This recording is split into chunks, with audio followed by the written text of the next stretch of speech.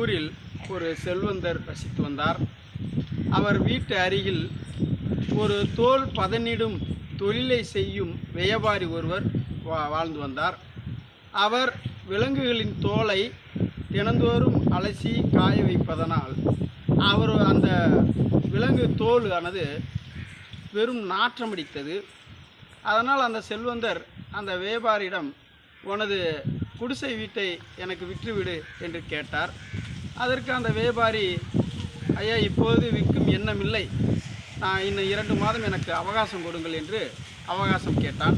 சரி, 2 மாதம் கழித்து விற்றுவிடு என்று சொன்னார்.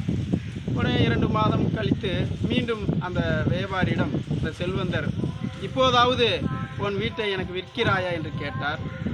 ஐயா, இப்பொழுது என் மனைவிக்கு பிரசவ காலம் நடைபெறுகிறது, அது முடிந்ததும் 2 மாதம் கழித்து மீண்டும் நான் விற்று விடுகிறேன் உங்களிடம் என்று சொன்னார்.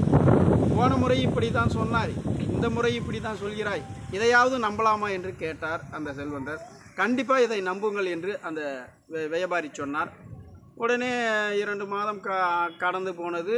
அந்த வியாபாரியும் என்ன அந்த செல்வந்தர் வீடு கேட்டார், இப்போ கண்டுகொள்ளவில்லை என்று வியாபாரி அந்த செல்வந்தர் வீட்டுக்கு தேடி போய், ஐயா, என் வீட்டை நீங்கள் வாங்கி கொள்கிறீர்கள் என்று நல்ல விலை கொடுத்தீர்கள் என்றால் இந்த வீட்டை உங்களுக்கு விற்க சம்மதம் என்று சொன்னார்.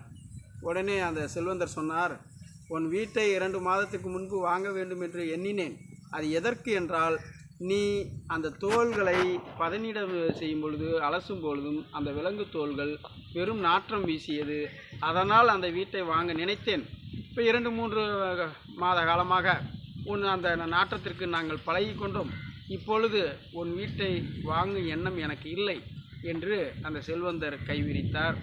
உடனே அந்த வியாபாரி, ஆகா, ஒரு நல்ல விலைக்கு விற்று தொழிலை வளர்ச்சி பெற வைக்கலாம்னு பார்த்தோமே, இப்படி போயிடுச்சே என்று தர்ம சங்கடமாக அங்கிருந்து வெளியேறினார். நன்றி.